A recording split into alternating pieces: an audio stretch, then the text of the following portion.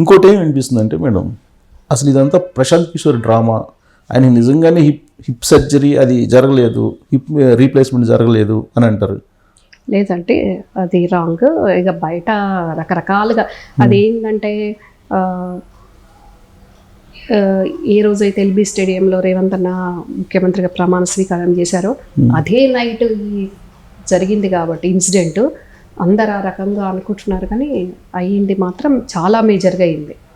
బయట తెలిసే కంటే మేజర్గానే ప్రాబ్లం జరిగింది. అంటే ఇక అది ఏ రకంగా జరిగింది, జారిపడ్డారా ఇంకొక రకంగా జరిగిందా అనేది డిఫరెంట్, కానీ ఆయనకు హిప్ రీప్లేస్మెంట్తో సహా ఇదంతా కూడా డ్యామేజ్ అయిపోయిందండి లెఫ్ట్ సైడ్. చాలా మేజర్గా అయింది. దాని వెనక కారణాలు కూడా రకరకాలుగా స్ప్రెడ్ అవుతున్నాయి. మేబీ గాసిప్స్ లేదంటే నిజం అని తెలియదు, కానీ ఏదో ఫ్యామిలీలో విత్ ఇన్ ది ఫ్యామిలీ ఏదో గొడవలు అయితే ఇది జరిగింది అని పడ్డారు అని అంటారు. అవునండి, అట్లా కూడా ఏ అవకాశాలు ఉండొచ్చు, కానీ చెప్పేది ఏంటంటే రెండు రకాలుగా చెప్పేసరికి అందరికీ డౌట్ క్రియేట్ అవుతుంది. ఒకటి ఏం చెప్పారు, ఫస్ట్ బయటికి ఏమొచ్చింది, బాత్రూంలో స్లిప్ అయి పడ్డారు. ఆ తర్వాత ఫ్యామిలీ మెంబర్స్ మాకు తెలిసింది, ఇంకా దగ్గర వాళ్ళకి చెప్పేది ఏంటంటే ఆయన పంచ కట్టుకుంటారు కదా కొంచెం కిందికి, ఆ పంచ తగిలి పడిపోయింది అని చెప్పి. బయట వినిపించేది వేరే రకంగా వినిపిస్తుంది. ఏది చెప్పినా ఎవరు అడిగినా అటెండర్ నుంచి కొడుకు కూతురు వరకు కూడా ఒక రకంగా చెప్తే ఎవరికి డౌట్ రాదు. ఒకరొక రకంగా చెప్పేసరికి అసలు ఏదో ఓటమి మీద అనాలిసిస్ జరిగి నెట్టుకున్నారు, తట్టుకున్నారు, పడిపోయారు, నెట్టేసిండ్రు, రకరకాలుగా వినిపిస్తుంది. ఇదంతా కూడా ఏదో హరీష్ రావు కను కేటీఆర్కి మధ్య ఏదో ఘర్షణ జరిగినటువంటి ఒక సంఘటనగా వస్తుంది సోషల్ మీడియాలో. కానీ మరి దీంట్లో మీరు చెప్పినటువంటి సెకండ్ కూడా ఉంటారా? డెఫినెట్గా అంటే ఆ టైంలో ఉన్నాడో లేడో, కానీ వాడు లేకుండా అంటే ఈ నెట్టుకోవడం తిట్టుకోవడంలో వాడు ఉండడు కదండి. వాడు స్మూత్గా సేఫ్టీగా సైలెంట్గా సైడ్కు ఉంటాడు కదా.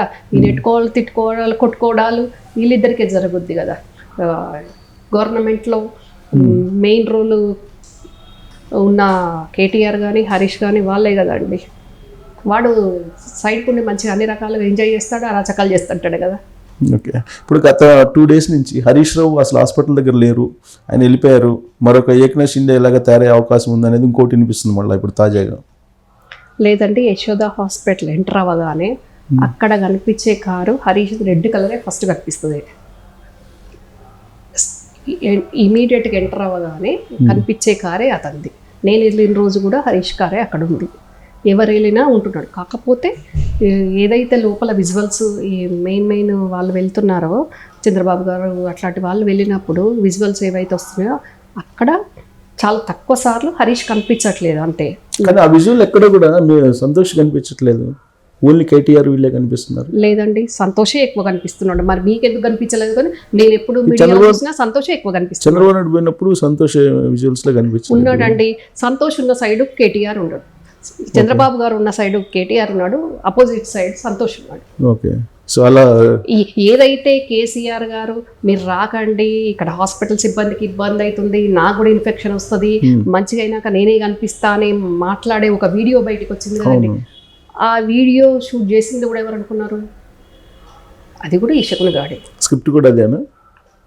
స్క్రిప్ట్ ఇంకా స్క్రిప్ట్ వాడేమి ఇచ్చి తెచ్చాడో తెలియదు, కానీ ఆ టైంలో ఆ షూట్ చేసే టైంలో కూడా షూట్ చేసేది కూడా వాడే ఉంటాడు, ఇంకెవడు ఉండడు.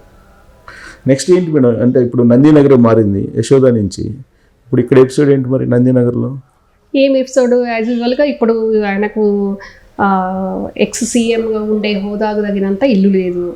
అప్పుడు ఏదైతే డిప్యూటీ స్పీకర్గా ఒక టీఆర్ఎస్ పార్టీని స్థాపించిన ఉద్యమకారునిగా ఉన్న ఏ ఇల్లు అవుతుందో ఆ ఇల్లు ఒకటే ఆయనకుంది.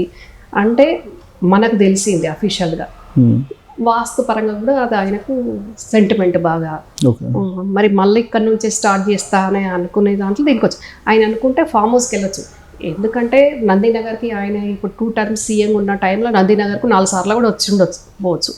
ఎప్పుడైనా ప్రగతి భవన్ లేదంటే ఫామ్ హౌస్. ఇప్పుడు కూడా ఆయన డిశ్చార్జ్ అయ్యి ఫామ్ హౌస్కి వెళ్ళొచ్చు. కానీ ఈ హైదరాబాద్కి మళ్ళీ నేను వేరే ఇల్లు రెంట్కి తీసుకోవడము, వేరే ఇల్లు ఉండడము, ఇప్పుడు కట్టడము ఏదో ఒకటి, కానీ ఈ ఇంటికే వస్తా సెంటిమెంట్ అన్న దాంట్లో ఈ రోజు మంచి రోజు కాబట్టి వాస్తుపరంగా అయినా ఈ ఇల్లు కలిసి వచ్చిన ఇల్లు కాబట్టి మళ్ళీ బ్యాక్ టు పెబిలియర్ అన్నట్టు అంటే ఫామ్ హౌస్ వాస్తు బాగలేదేమో, మొన్న పడ్డారు కదా. ఎవరికైనా ఉంటుంది కదండి సెంటిమెంట్. సో సెంటిమెంట్ తోటి ఇప్పుడు నందినగర్ మార్చారు. డెఫినెట్ కదండి. ఇప్పుడు నందినగర్ తర్వాతే ఫామ్ హౌస్ అయింది కదా, ఫస్ట్ ఫామ్ హౌస్ లేదు కదా. ఇక్కడ కూడా ఇప్పుడు సెకండ్ ఖచ్చితంగా ఉంటారా నందినగర్? డెఫినెట్ గా అండి, ఇప్పుడే వస్తున్నాయి కదా మీడియాలో విజువల్స్. వాడే అటెండర్ చేయాల్సిన పని కూడా, వీల్ చైర్ పని కూడా వాడే చేస్తున్నాడు కదా. ఎవరమైనా హాస్పిటల్ డిశ్చార్జ్ అయితే ఎవరు బాయ్స్ మన వెహికల్ వరకు తీసుకొస్తారు, కానీ అది కూడా వాడే తీసుకొస్తున్నాడు. అంటే ఎక్కడ కూడా మరి అది హరీష్ పట్టుకుంటాడా, కవిత పట్టుకుంటుందా, కేటీఆర్ పట్టుకుంటాడా, ఇంకొకరికి ఛాన్స్ ఇవ్వద్దు అనే దాంట్లో అక్కడ కూడా ఛాన్స్ ఇవ్వడు ఇంకొకరికి. ఓకే. సో నందినగర్ నుంచి రాబోయే లోక్సభ ఎన్నికలు ప్రిపేర్ అవుతున్నారు అని అంటున్నారు ఒకటి. రెండు ఏంటంటే హరీష్ ఆధ్వర్యంలో మినిమం ఒక 15 to 20 మెంబర్స్ ఎమ్మెల్యేలు మీ పార్టీలోకి వస్తున్నారని చెప్పి అంటున్నారు, నిజమేనా? నాకైతే ఐడియా లేదు, అంటే రాజకీయాల్లో ఏదైనా జరగవచ్చు, కానీ హరీష్ అట్లా చేయడు. హరీష్ అట్లా చేయాలనుకుంటే రాజశేఖర్ రెడ్డి గారు ఉన్నప్పుడే హరీష్కి ఆఫర్ ఉండే కానీ వెళ్ళలేదు. కానీ అప్పుడు రాజశేఖర్ రెడ్డి ప్రమాదంలో చనిపోయారు కదా, తర్వాత ఏం జరిగిండేది బతికున్నట్టు తెలియదు కదా. ముందండి రాజశేఖర్ రెడ్డి గారు చనిపోక ముందే ఒక సందర్భంలో కాన్స్టిట్యున్సీ డెవలప్మెంట్ కోసం హరీష్ ఒక బొకే తీసుకొని గౌరవ ముఖ్యమంత్రి దగ్గరికి, ఇప్పుడు మేము మా ముఖ్యమంత్రి దగ్గరికి వెళ్ళినా అట్లాగే వెళ్తాం కదా, అట్లా వెళ్తేనే అప్పుడు ఎన్నో రూమర్స్ వచ్చినాయి. అదే ఆల్రెడీ ఫైనల్ క్లైమాక్స్ లో ఉన్నప్పుడు ఆయన చనిపోయారు కదా పాపం రాజశేఖర్. అంటే హరీష్ అలా వెళ్ళరు అంటానికి ఆయన ఉంటే తెలిసిండేది, వెళ్తారా వెళ్ళరు అనేది. అట్లా చేయడండి హరీష్. మీనమామ ఆయన, కేసీఆర్ బయట వాళ్ళకి, కానీ హరీష్కు మీనమామ. ఆయన బతికున్నంత వరకు హరీష్ అట్లా చేస్తాడు అని నేనైతే కలలో కూడా అనుకోను. ఇక మరి వీధి టైం ఏదైనా డిసైడ్ చేస్తుంది అన్నట్టు ఏం జరుగుద్దో తెలియదు కదండి. సో ఒక ఫ్యామిలీ మెంబర్గా వాళ్ళ గురించి బాగా తెలుసు మీకు. హరీష్కి కేటీఆర్కి మధ్య రాజకీయపరమైన వైరుధ్యం ఉందా, లేదంటే ఇతరత్ర అంశాలు ఉన్నాయా? డెఫినెట్గా అండి. ఇప్పుడు కేసీఆర్ గారు ఒక్కరే ఉంటే అంత ఫ్యామిలీ మెంబర్స్ లాగా ఉండే వాళ్ళము. ఫ్యామిలీ కూడా రిలేషన్స్ బాండింగ్స్ మంచిగా ఉండేది, అందరం కూడా హ్యాపీగా ఉండేది. అందరూ పొలిటికల్గా వచ్చేసినాం, ఒక్కొక్క రకంగా వచ్చేసరికి డెఫినెట్గా ఉంటుంది కదా అండి. వైరుధ్యం ఉండకుండా ఎట్లుంటుంది చెప్పండి? ఇది పొలిటికల్ వైరుధ్యమేనా, లేదంటే ఇంటర్నల్ ఇష్యూస్ ఉన్నాయా? ఇంటర్నల్ ఇష్యూస్ అంటే ఇంకేముంటుందండి, పొలిటికల్ వైరుధ్యమే అన్నిటికీ కారణం అయిపోద్ది కదా. అంటారా? వారసత్వానికి పోటీ పడుతున్నారేమో కేసీఆర్ వారసత్వం. ఇంకేం వారసత్వం ఉందండి? నెక్స్ట్ ఇప్పుడు ఆల్రెడీ ప్రతిపక్ష నేత, ఆయన ఏదో ప్రతిపక్ష నేతగా కూడా అసెంబ్లీకి రారు, నేరుగా ఎంపీకి పోటీ చేసి మెదక్ నుంచి ఎంపీకి వెళ్తారనేది వినిపిస్తుంది కదా. సో ఆ ప్లేస్ని రీప్లేస్ చేయాలి కదా ఎవరో ఒకరు ప్రతిపక్ష నేతగా, దానికోసం పోటీ పడుతున్నారేమో. ఎవరు ఎట్లా పోటీ పడ్డా కానీ కేసీఆర్ ఏదనుకుంటారో వాళ్ళే ఈసారి మటుకు వాళ్ళే అవుతారు. అసెంబ్లీకి వస్తారా కేసీఆర్ గారు? రాకూడదని ఏముందంటే డెఫినెట్గా వచ్చే అవకాశాలు ఉంటాయి, ఎందుకు రాకూడదని ఏముంటుందండి? అంటే రేవంత్ రెడ్డి ఒక మూమెంట్లో నా కళ్ళల్లో కళ్ళు పెట్టి చూడలేడు ఆయన అసలు అని అన్నారు. అలాంటప్పుడు ఇక్కడ సభానాయకుడిగా రేవంత్ రెడ్డి ఉన్నప్పుడు కేసీఆర్ వస్తారా? ఎందుకు రారండి? అసలు రాలేకపోయేది ఏముంటుంది? వైఎస్ఆర్ గారు, మన చంద్రబాబు గారు అప్పుడు వాళ్ళు ఉన్నప్పుడు చూసిన అసెంబ్లీయే కదా, ఆయనకేం కొత్త కాదు కదా. ఏదో రేవంత్ రెడ్డి గారి ఇంటికి వెళ్ళట్లేదు కదా కేసీఆర్, వెళ్ళేది అసెంబ్లీకే కదా. వస్తారా? ఈయన ప్రతిపక్ష హోదాలు ఉంటారు కావచ్చు, ఆయన ముఖ్యమంత్రి హోదాలో రేవంత్ అన్న ఉంటారు కావచ్చు. అక్కడ కళ్ళల్లోకి కళ్ళు పెట్టి చూసుకోలేనంత ఏముంటుంది? రేవంత్ రెడ్డి చెప్పాడు కదా, నా పేరు ఉచ్చరించడానికి కూడా భయము, నా కళ్ళల్లో కళ్ళు పెట్టి చూడటానికి కూడా భయము అని అన్నారు. నిజమే జరిగింది. మొన్నటి వరకు పిసిసి అధ్యక్షుడనే మాట్లాడారు, కానీ ఏదో ఒకటి రెండు సందర్భాల్లో రేవంత్ అన్న పిసిసి ప్రెసిడెంట్ అయినాక పేరు పెట్టి పిలవడానికి కూడా కేసీఆర్ ఇష్టపడలేదు. వాస్తవమే ఆ విషయము. ఆ యాంగిల్లో రేవంత్ అన్న చెప్పుంటారు. ఎందుకంటే కళ్ళల్లో కళ్ళు పెట్టి చూడలేదు అని అంటే, మీరన్నట్టు మంత్రిగా ఆయన ముఖ్యమంత్రి స్థానంలో కూర్చొని, అది నేను కూర్చునే స్థానంలో కూర్చొని ఉండేసరికి కొంచెం ఇబ్బందికరంగానే ఉంటుంది కదా. ఆ ఇబ్బందికరాన్ని ఎట్లా ఉంటుంది అనేది ఆయన ఎట్లా చూస్తారో కానీ రేవంత్ అన్నకు చూడాలని డెఫినెట్గా ఉంటుంది కదా. అట్లా అందరికీ ఆసక్తిగా ఉంది. అంతే కదా, ప్రతిపక్ష నాయకుడిగా కేసీఆర్ ఉంటే రేవంత్ సీఎంగా ఉన్నప్పుడు చూద్దామని అందరూ ఆసక్తిగా ఉంది. కానీ అది ఎవరికి సాధ్యపడేలాగా కనిపించట్లా. అందుకని మీ ఎక్స్పెక్టేషన్ ఏంటని అడుగుతున్నా.